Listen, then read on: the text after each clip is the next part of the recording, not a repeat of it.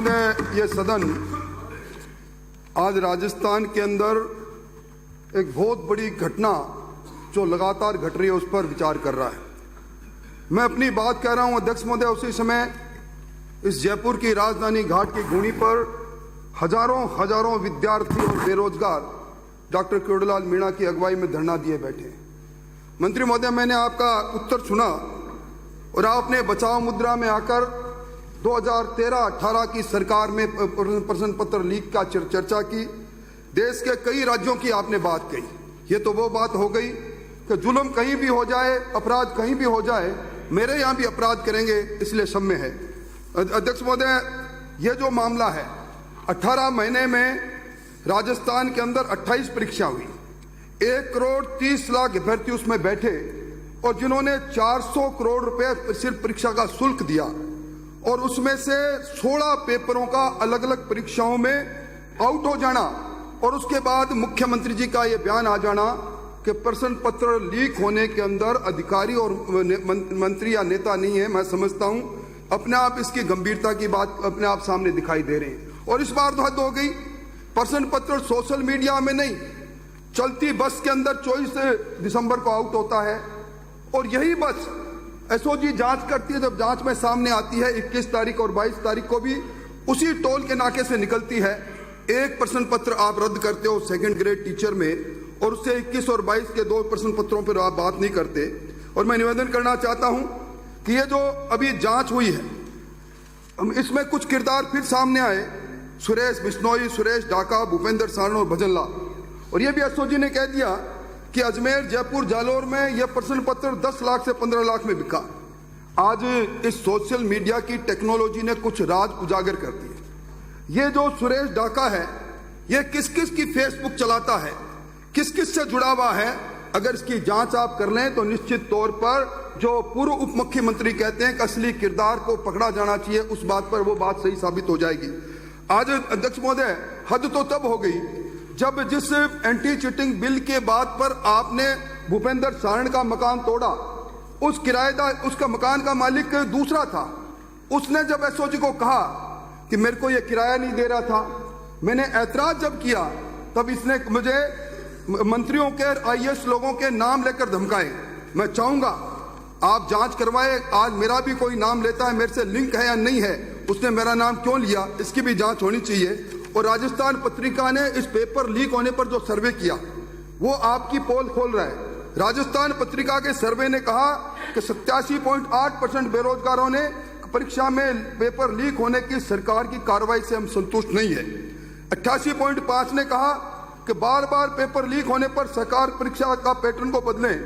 और आपने जिस जस्टिस विजय कुमार व्यास की समिति का जिक्र किया, आपने जिस पूर्व आरपीसी के चेयरमैन एमएल कुमावत की 18 अप्रैल 2020 को जो समिति उसका जिक्र किया, जुलाई 2022 सभापति महोदय इनको पूरी रिपोर्ट मिल गई और इस व्यास कमेटी के आधार पर और इस कुमावत कमेटी के आधार पर इन्होंने निर्देश जारी जब किए, वो अभी इन्होंने एक डेजिग्नेटेड कोर्ट आपने अगर इस एंटी चीटिंग बिल के प्रावधान के अनुसार बनाया हो राजस्थान में, बताएं एक भी जो पकड़े गए। मैं समझता हूं पहली बात नहीं अध्यक्ष महोदय, मैं बड़े नम्र शब्दों से कह रहा हूं, वन कांस्टेबल की परीक्षा, वन रक्षक की परीक्षा और ये सेकंड ग्रेड टीचर की परीक्षा, ये उस समय हुई जब एंटी चीटिंग बिल प्रभावी हो गया था।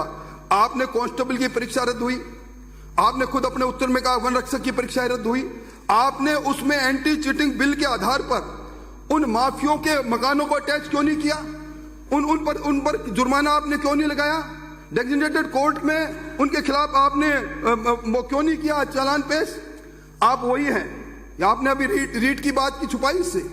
रीट के अंदर जो डीपी जारोली और जो प्रदीप पारासर, जिनको आपने दोषी मानते हुए गिरफ्तार किया, मुझे बड़े अफसोस के साथ सदन को कहना पड़ता है, इन सारे दोषी लोगों को आपने न केवल वापस बहाल कर दिया बल्कि इनको कह दिया, क्लीन चिट दे दी कि इनका कोई दोष नहीं।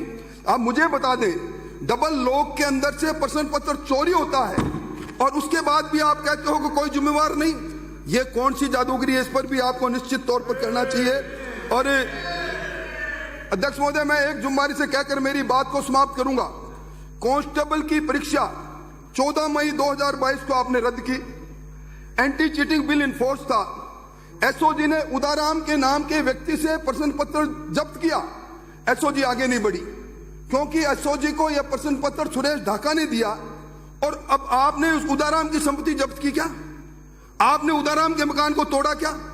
आपने किराए के मकान को तोड़कर उद्गम की उस संस्था को, भूपेंद्र सारंग की संस्था को, किराए पर चलती थी, जो ये खुद किराया नहीं देता था, जो कहता था किराया मांगने पर मुझे मंत्री के नाम से धमकाते हैं, कौन ये मंत्री? आपने कार्रवाई नहीं की। मैं समझता हूं इसके साथ ही जब ये कांस्टेबल की परीक्षा में दिवाकर स्कूल जो जोटवाड़ा का है, यहां सामूहिक नकल हुई। एसओजी की जांच है, जांच की रिपोर्ट के अंदर आप देख लो। आपने सिर्फ मान्यता रद्द की, स्कूल वहीं खड़ा है। और इसके साथ ही जो एसओजी की परीक्षा में जागृति विद्यालय जयपुर, एसओजी ने सभापति महोदय जांच के बाद दिवाकर शर्मा को, धीरज शर्मा को पकड़ा और इस स्कूल की मान्यता भी रद्द नहीं की क्योंकि विप्र फाउंडेशन की उपाध्यक्ष मंजू शर्मा का यह स्कूल है। ये दोहरे मापदंड निश्चित तौर पर आपको दिखाते हैं कि दाढ़ में काला नहीं, पूरे का पूरा काला है। और मैं निवेदन करना चाहता हूं, आप यूपी की बात कर रहे थे, यूपी में एनएसए लगता है, लगाओ एनएसए, कौन मना करता? आपको हिम्मत तो करो आप। और आप ये जो प्रश्न पत्र आरपीएससी से आउट हुआ है, सभा अध्यक्ष महोदय आपसे ज्यादा कोई नहीं जानता, आरपीएससी में प्रश्न का सिलेक्शन करने वाला सिर्फ आरपीएससी का चेयरमैन होता है। ये आधा दर्जन में से कौन सा पेपर प्रश्न पत्र छपने जाएगा उसको मालूम है, प्रिंटिंग प्रेस उसको मालूम है। आप जांच कराओ, कहीं दूध की रखवाली बिल्ली के पास तो नहीं है। और मैं समझता हूं ऑनलाइन परीक्षाओं के अंदर जो टीसीएसआई कंपनी है जिसने 1 दर्जन परीक्षा कराई है, जिसका स्टेट हेड भुवनेश भार्गव है, इसी कंपनी ने दिल्ली पुलिस की परीक्षा आयोजित करवाई थी।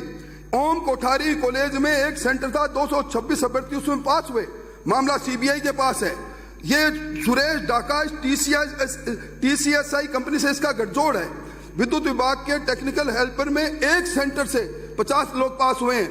ये जांच का विषय नहीं तो नहीं। और ये सब साइबर हैकिंग का काम करने वाले लोग हैं। इन्होंने इन सत्तारूढ़ दल के यूथ कांग्रेस के चुनाव में साइबर हैकिंग करके और अपने चाहते उम्मीदवार मुकेश भाकर को हराया और सुमित गोदारा को चलाया। ये तार कहीं से कहीं जा रहे हैं। मैं चाहूंगा एंटी चीटिंग बिल के नाम पर कुछ लोगों पर कार्रवाई करना, कुछ लोगों को छोड़ देना, और जो लोग आज इस पूरी परिधि में आते हैं उदाराम तक जाकर आगे नहीं बढ़ना। निश्चित तौर पर ये राजस्थान में जिन लोगों के साथ खिलवाड़ हो रहा है, आज वो सड़कें पर उतरे हैं, उनकी आंख आ जाएगी आपको और इस सरकार को नस्ते नबूद कर देगी।